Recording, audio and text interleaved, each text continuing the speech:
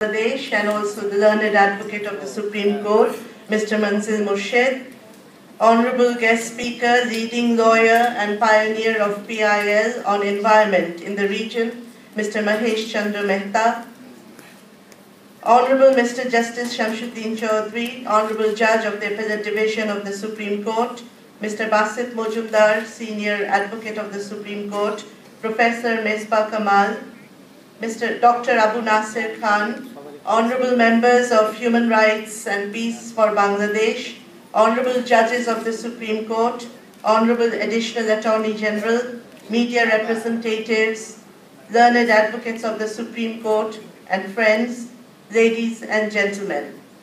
It is indeed a great honor and immense pleasure for me to be present here this morning, joining this seminar on the role and importance of public interest litigation to ensure rights of the citizen, organized by the Human Rights and Peace for Bangladesh.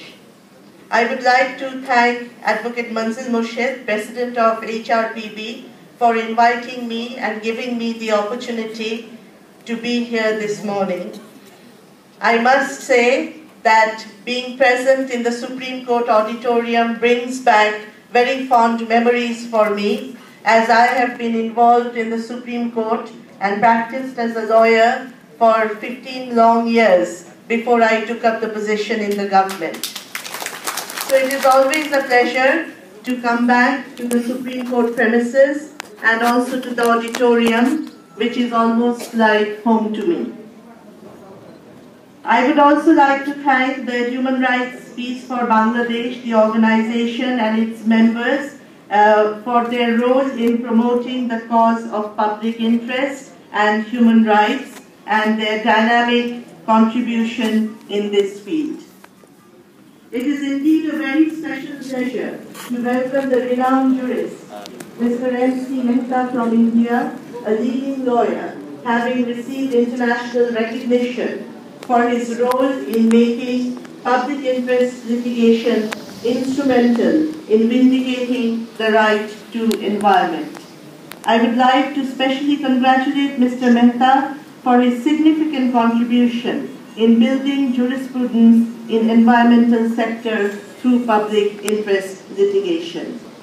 As we pay tribute to Justice Krishna Iyer, Justice Bhagwati, Upendra Bakshi, and many more for their role to pave the way for public interest litigation, it is also very interesting, and I am confident that Mr. Mehta's visit to Bangladesh will bear immense significance for him, as he will also take back very enriching experience of how public interest litigation jurisprudence has grown and flourished in Bangladesh with its own distinctive features. And as we remember the judges of the Indian jurisdiction, Supreme Court, Krishna Iyer, Bhagwati, as I mentioned, Mr. Mehta can compare how the honorable judges of the Supreme Court of Bangladesh have made bold pronouncements to uphold fundamental rights and the Constitution. Bangladesh manifests vibrant judicial activism, and thrust of it is to protect the people and their rights. And we are proud of the jurisprudence that Bangladesh has built in this arena. Ladies and gentlemen, let me begin with our own Constitution. Constitution of 1972. Fundamental rights are enshrined in Part 3 of our Constitution. Judicial review is Article 102. While Constitution is the supreme law of the Republic and the land, all power of the Republic belong to the people, and that is Article 7, which is the pole star of our Constitution. One of the main distinguishing features of the Constitution of Bangladesh, which is one of the best constitutions in the world, is, as has been laid down in the judgment of Dr. Muhyiddin Farooq versus Bangladesh, 49 DLR Appellate Division 1, Para 41, I quote, "The Constitution of Bangladesh is not the outcome of a negotiated settlement with a former colonial power, nor drawn up with the concurrence or approval of any external sovereign power. It is the fruit of a historic war of independence, which is the distinctive feature of our Constitution. And therefore, the Constitution must be seen in a context of our 24 years long struggle from 1948 to 1971. And it must be seen, read, interpreted and understood in the context of the clarion call made by our father of the nation on 7th March 1971, and also in the context of the pronouncement and the statement of our father of the nation, Bangabandhu Sheikh Mujibur Rahman, on the early hours of 26 March 1971, where he said, quote, "This may be my last message. From today, Bangladesh is independent," unquote. And it is in this context that we liberated our country. We have an independent Bangladesh, a sovereign country in the world, and we have our Constitution of 1972. And in this Constitution, within the framework of this Constitution, the public interest litigation has slowly developed and grown within our own jurisprudence. One of the basic rationales of public interest litigation and of judicial review should be understood that it is exercised with insight into social values to supplement the changing social needs, to remove the existing social inequalities or imbalances that exist, and to readjust the social order through the rule of law. And this was stated in a judgment in AIR 1993 Supreme Court. One of the major debates and one of the major controversies at the initial stage was with relation to locus standi, who can file a public interest litigation. And it has been held that no rigid rule of locus standi can be applied to public interest litigation.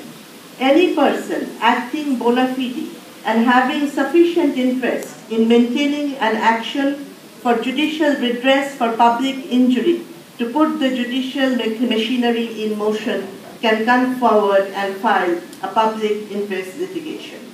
It is now also established that a writ petition may be moved not only by an aggrieved individual, but by a public-spirited citizen or a social action group for enforcement of fundamental right of some other person, provided that such other person is unable to approach the court for redress owing to some particular reason of poverty or disadvantage. Such persons belong to a class or a group of persons who are in disadvantaged position on account of poverty, disability, and other social or economical impediment and are unable to enforce their rights. সংবিধানে যে মৌলিক অধিকারগুলো সন্নিবেশিত আছে সেগুলোর বাস্তবায়ন ঘটানোর ক্ষেত্রে সমাজের পিছিয়ে পড়া যে জনগোষ্ঠী তাদের স্বার্থ যখন বিঘ্নিত হয় বা তাদের মৌলিক অধিকার যদি কোনো কারণে ক্ষুণ্ণ হয় তাহলে সেক্ষেত্রে তার প্রতিকার পাওয়ার যে অধিকার সে বিষয়টি নিয়ে যে কোনো সচেতন ব্যক্তি বোনাফিডি ইন্টারেস্ট নিয়ে জনস্বার্থে রিট মামলা দায়ের করতে পারে। এটাই হচ্ছে পাবলিক ইন্টারেস্ট লিটিগেশনের মূল জায়গা। অর্থাৎ সমাজের পিছিয়ে পড়া, যারা শোষিত, বঞ্চিত এবং নানা ধরনের বৈষম্যের শিকার, তারা যখন অধিকার বঞ্চিত হয় সেই অধিকার প্রতিষ্ঠার ক্ষেত্রে পাবলিক ইন্টারেস্ট লিটিগেশন একটা প্রেরণক হিসেবে অত্যন্ত গুরুত্বপূর্ণ ভূমিকা পালন করতে পারে এবং সেই পালন করেই এই জুরিসপ্রুডেন্স তৈরি হয়েছে। It is when courts are apprised of gross violation of fundamental rights of a group, or when basic human rights are invaded, or when there are complaints of such acts as shock the judicial conscience, that Supreme Court leaves aside the procedural shackles and hears such petition for remedying the hardships and miseries of the needy and the underdog and the neglected. তো সেই কারণে সবচেয়ে যে গুরুত্বপূর্ণ বিষয় যে সেই কারণে এই locus standi has been extended and it allows any conscious citizen to come and uphold the rights. But there was a decision in Bangladesh সংবাদপত্র পরিষদ case where it was emphasized that it has to be an aggrieved person within the meaning of Article 102. But subsequently, in Dr. Mohiuddin Farooq versus Bangladesh case, this Shangbadpatra case was distinguished as a separate case because of its own facts, and the scope for filing public interest litigation and locus standi was opened up and extended further. And it was said in Mohiuddin Farooq's case that when a public injury or public wrong or infraction of a fundamental right affecting an indeterminate number of people is involved, it is not necessary in the scheme of our constitution that multitude of individuals have to file writ. Article 102, but as it concerns public wrong or injury, any number of people or any member of public being a citizen suffering the common injury, espousing the particular cause, is a person aggrieved and has the right to invoke the jurisdiction under Article 102. Ebong aggrieved person's definition bhitore any person having sufficient interest was included, and it was expanded, and this is how the public interest litigation paved its way forward. In Bangladesh, the judiciary has made enforced fundamental rights through a number of public interest litigation and has made remarkable strides in ensuring the rights of the people. The aim being to ensure social justice and redress the grievances of deprived and downtrodden, and protecting the rights of the people, like the slum dwellers. যে বস্তি উচ্ছেদের মামলাতেও public interest লিটিগেশনের মাধ্যমে তাদেরকে protection দেওয়ার নজির রয়েছে। Public interest litigation has also been instrumental in protecting environment, like in cases of industrial pollution, river pollution, payment of compensation in development projects, unlawful filing of floodplain zones, etc. But I want to make one point, that environmental protection and for ensuring environmental protection, public interest litigation has been very instrumental and very effective, and it has been able to brought about the desired results of ensuring that protection in Bangladesh and in India.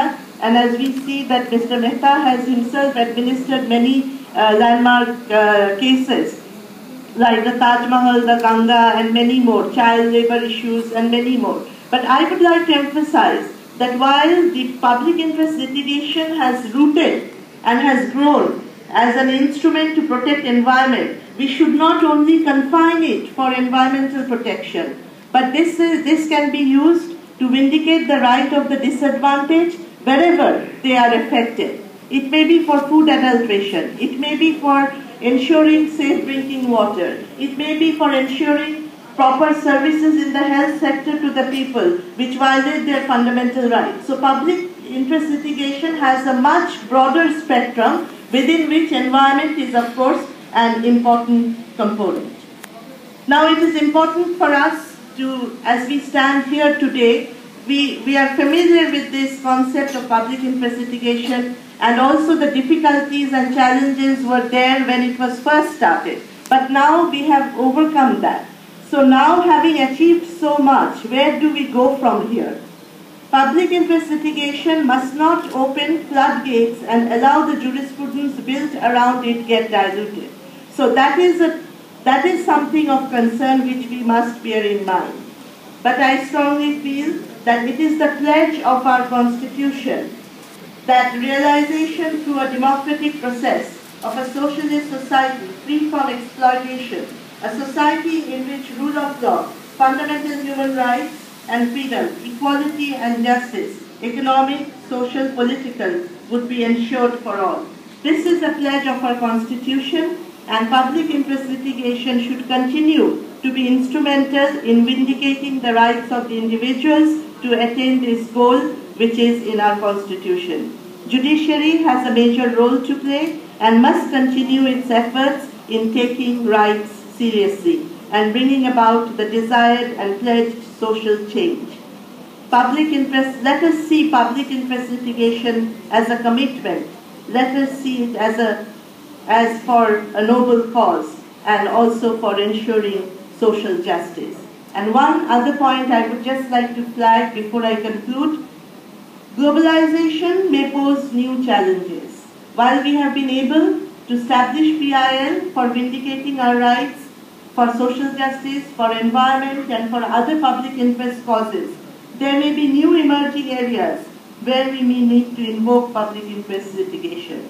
For example, in the energy sector, or many more, which will come up in the future.